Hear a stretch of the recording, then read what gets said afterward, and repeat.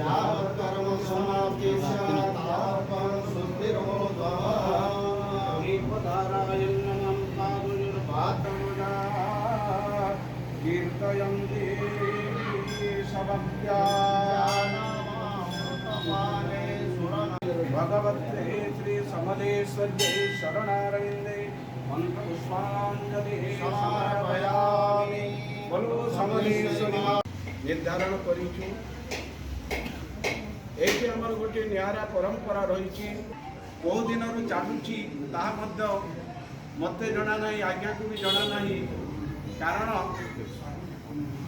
निस्वार्थ परे एक निहार समय यही जमीती जानी पारिबे नाही सेही भलिया एक समय पांत्या हवा पूर्वर मां पीठरे आमर नवान्नर समस्त कार्य संपादन होता है।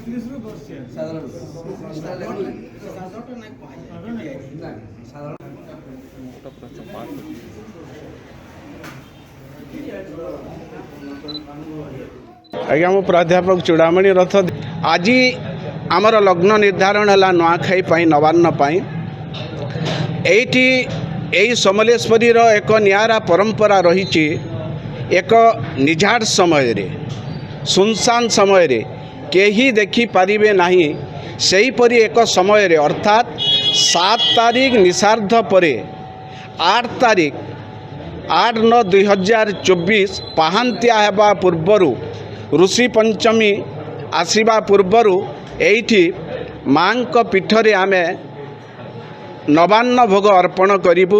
सेही लग्न मुख्य पुरोहित एवं झांकर व्यतिरेक अन्य कहीं जानती नहीं।